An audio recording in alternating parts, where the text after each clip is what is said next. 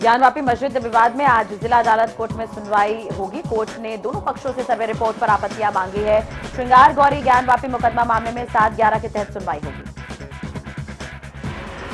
श्रृंगार गौरी की नियमित पूजा पाठ और अन्य विग्रहों के संरक्षण की मांग पर चल रहे मुकदमे में मंगलवार को जिला जज की अदालत में सुनवाई हुई थी। इसके बाद आदेश के लिए 26 मई यानी कि आज की तिथि नियत की थी, जिस पर दोपहर 2 बजे सुनवाई हो सकती है।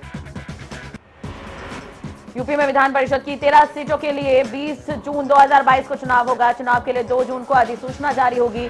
बुधवार को भारत निर्वाचन आयोग की ओर से 6 जुलाई को विधान परिषद की खाली हो रही सीटों को भरने के लिए चुनाव कार्यक्रम जारी कर दिया गया है। यूपी विधान परिषद चुनाव के लिए नामांकन पत्र भरने की अंतिम तारीख 9 जून निर्धारित की गई है। 10 जून को नामांकन पत्रों की जांच होगी। 13 जून तक प्रत्याशी अपना नाम वापस ले पाएंगे। वहीं 20 जून को सुबह 9 बजे से शाम 4 बजे तक मतदान होगा और इसी दिन शाम 5 बजे के बाद मतगणना होगी। जिन 13 सदस्यों का कार्यकाल 6 जुलाई 2022 को खत्म हो रहा है, उसमें से मुख्यमंत्री योगी आदित्यनाथ पहले ही विधानसभा सदस्य चुने जाने के कारण इस्तीफा दे चुके हैं।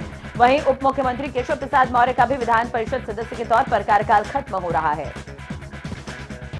उत्तर प्रदेश के आजमगढ़ और रामपुर लोकसभा सीटों पर उपचुनाव की तारीखों का ऐलान हो गया है। दोनों ही सीटों पर 23 जून को उपचुनाव होंगे और 26 जून को नतीजे आएंगे। आपको बता दें कि आजमगढ़ लोकसभा सीट से सपा प्रमुख अखिलेश यादव सांसद थे।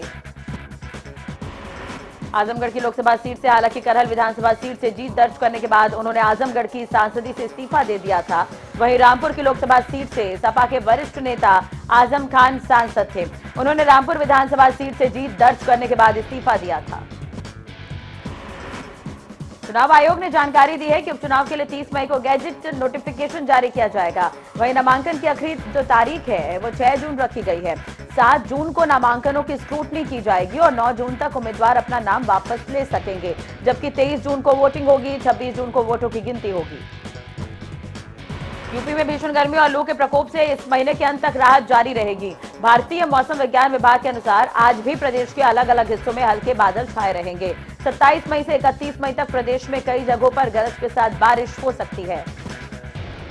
बारिश का सबसे ज्यादा असर पश्चिमी यूपी के जिलों में देखने को मिलेगा। राजधानी लखनऊ में शनिवार को बारिश का अनुमान है। इसकी वजह से अभी कुछ दिन और मौसम नरम रहेगा और लू चलने की कोई संभावना नहीं है। राम जन्मभूमि पर भव्य मंदिर तो निर्मित हो ही रहा है, लेकिन रामलला के दर्शन मार्ग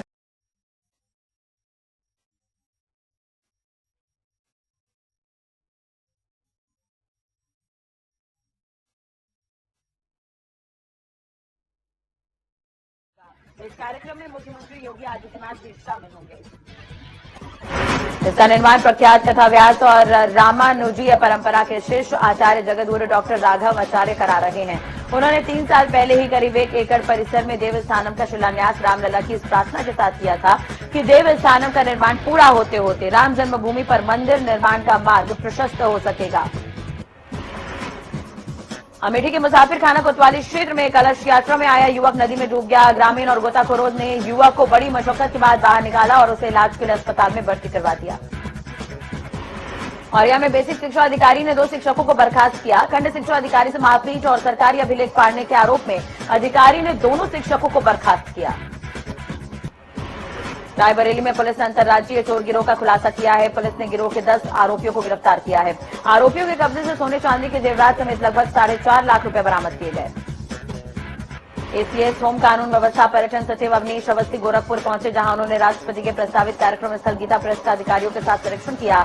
साथ ही राष्ट्रपति के आगमन से पहले सुरक्षा व्यवस्था को लेकर अधिकारियों की बैठक की। हापुड़ के शेरपुर गांव में डीएम ने आम जनता की समस्याओं का समाधान करने के लिए जन चौपाल लगाकर उनकी समस्याओं को सुना। सभी विभागों के अधिकारी समेत एसडीएम और तहसील के सभी कर्मचारी इसमें मौजूद रहे। चौपाल में आम जनता की समस्याओं को सुनकर उसका निस्तारण भी किया गया। हमीरपुर में तेज रफ्तार सवारियों से भरा लोडर ई रिक्शा से टकरा गया। हादसे में कई लोग घायल हो गए। सभी घायलों को जिला अस्पताल में भर्ती करवाया गया। मानसून शुरू होने से पहले ही लोगों को सुरक्षा प्रदान करने के लिए प्रशासन तैयारियों की बात करता है, लेकिन हल्द्वानी में तस्वीर कुछ और ही नजर आ रही है। कलसिया पुल के पास करीब 200 परिवार ऐसे हैं जो डर के साए में जी रहे हैं। पुल की सुरक्षा दीवार टूट गई है और भारी बारिश की वजह से भी यहां भू कटाव होता है, जिससे कई बार घर भी बह चुके हैं। कुछ दिन में मानसून की शुरुआत होनी है, ऐसे में खतरा और बढ़ सकता है। वक्त रहते इस पर ध्यान देने की आवश्यकता है।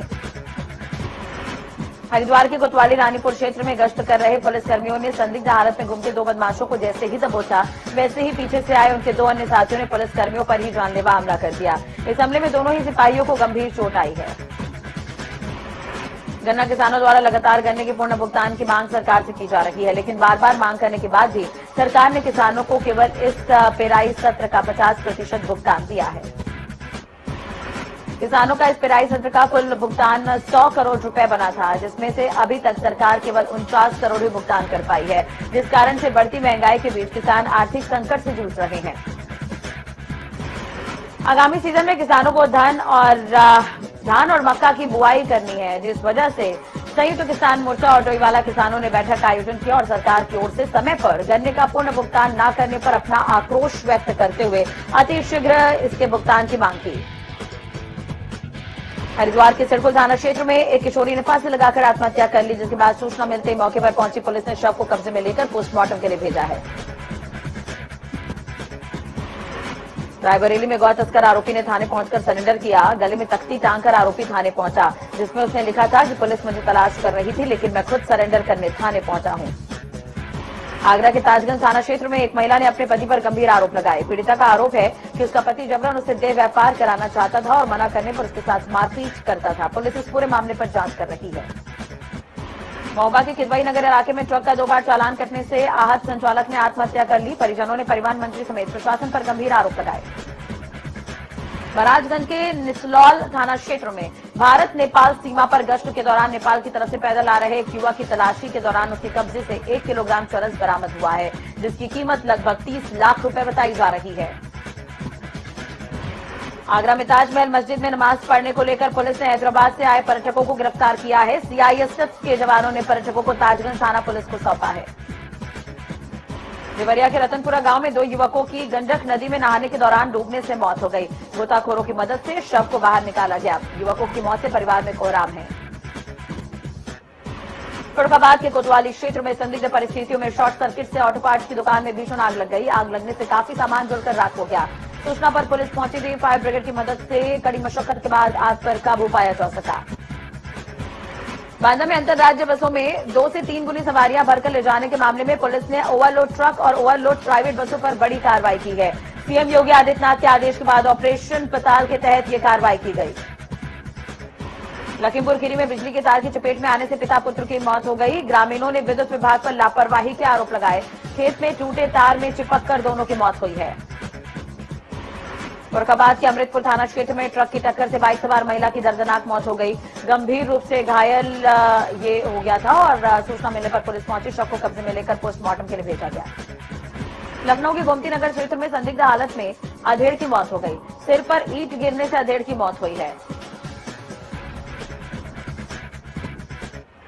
अलीगढ़ के खैर थाना क्षेत्र में चेयरमैन और उनके गुर्गों की दबंगई देखने को मिली। चेयरमैन और उनके गुर्गों ने व्यापारी के साथ मारपीट की है। आपको बता दें कि अतिक्रमण को लेकर व्यापारी और चेयरमैन में नोकझोंक हुई थी। वहीं मारपीट का वीडियो सोशल मीडिया पर वायरल हो रहा है।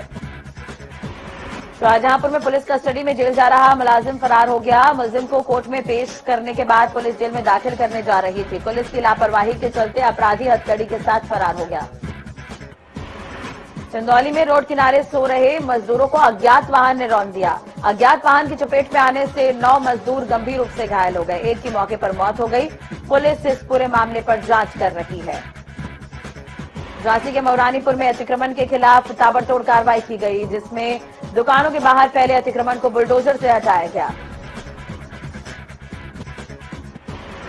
उन्नाव में पेट्रोल पंप में पेट्रोल भरने के दौरान वैन में आग लग गई। सूचना के बाद मौके पर पहुंची दमकल टीम ने कड़ी मशक्कत से आग पर काबू पा लिया और इसका वीडियो सोशल मीडिया पर वायरल हो रहा है।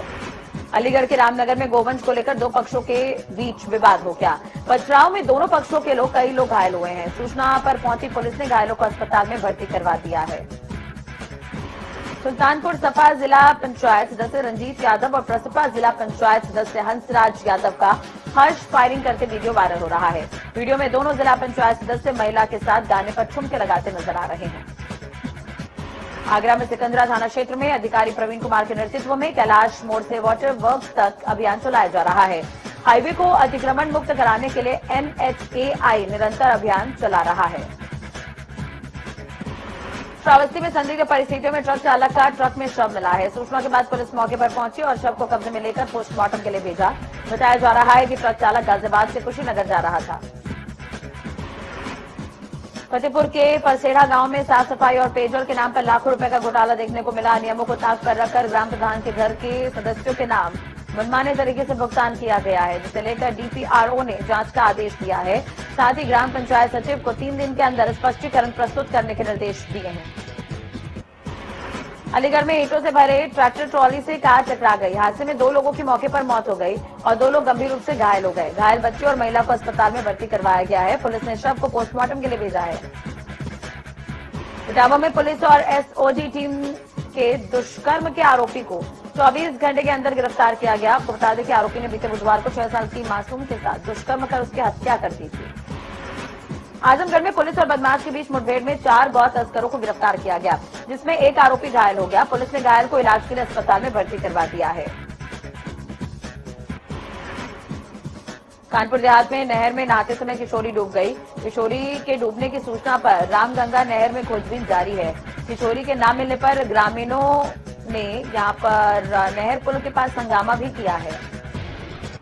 रायबरेली में अवैध हुक्काबार पर सीओ सिटी ने छापा मारा। DW स्पोर्ट्स क्लब के नाम से संचालित चाय समोसे की दुकान के नाम पर यहां पर नशे की लत में डुबोने का कारोबार चल रहा था। बरेली की तहसील बहेड़ी में अतिक्रमण पर एसडीएम का बुलडोजर चला। नगर पालिका के साथ बहेड़ी नगर में राजपाल पेट्रोल पंप से मेन रोड पर प्रशासन का बुलडोजर चलाया गया। अवैध कब्जा कर किए गए निर्माण को एसडीएम ने ध्वस्त करवा दिया है।